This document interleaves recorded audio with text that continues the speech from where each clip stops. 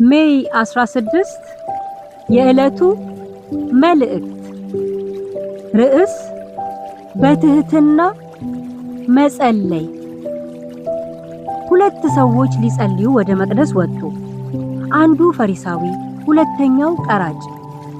ፈሪሳዊውም ቆሞ በልቡ ይህን ሲጸልይ እንደዚህ ቀራጭ ስላልሆን አመሰግንሃለሁ።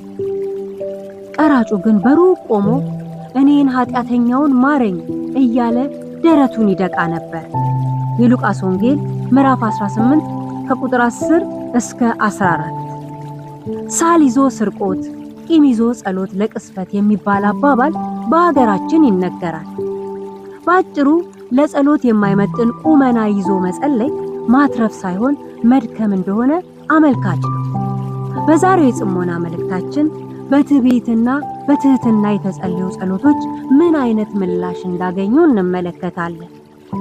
ጸሎት ትክክለኛ አስተሳሰብን ይፈልጋል። ከትክክለኛ አስተሳሰብ የተፋታ ጸሎት ወደ ንቀት፣ ትዕቢትና እኔነት ያመራል። ይህ ደግሞ ከእግዚአብሔር ባህሪ ውጪ የሆነ ማንነት ስለሆነ ተቀባይነት አያገኝም። የፈሪሳዊው ጸሎትና አስተሳሰቡን ስንፈትሽ በራሱ የሚታመንና ሌላውን በጣም የሚንቅ ስብዕና ነበረው። ለዚህም ነው እንደዚህ ቀራጭ ስላልሆን አመሰግንሃለሁ ያለው። ይህ እንግዲህ ሌላውን ንቆ ራስን በእግዚአብሔር ፊት ንጹሕ አድርጎ ለማቅረብ የተደረገው ሙከራ ለዛሬ አልተሳካም ተባለ። በምትኩ እኔ ኃጢአተኛውን ማረኝ በማለት የጸለየው ቀራጭ ግን ጸሎቱ ተቀባይነትን አገኘ።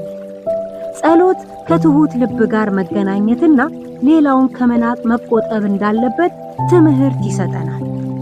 ሰዎች ጸሎታችንን ሲመለከቱ፣ እግዚአብሔር ግን ልባችንን ይመለከታል። ለምን እንደምንጸልይና እንደምናገለግል መነሻ ሐሳባችን ትኩረት ይሰጠዋል። እንግዲህ በእግዚአብሔር ፊት ጸሎታችን ተቀባይነት እንዲያገኝ አስቀድመን የትህትና ሕይወትን እንያዝ። ከትሁት ልብ የሚወጣ ጸሎት የእግዚአብሔርን ምሕረት ይታመናል። ሌላውን ሰው አይንቅም። ጸሎት በእግዚአብሔር ፊት እንጂ በሰው ፊት እንዳልሆነ ይረዳል። ዋና ነው በትህትና መጸለይ።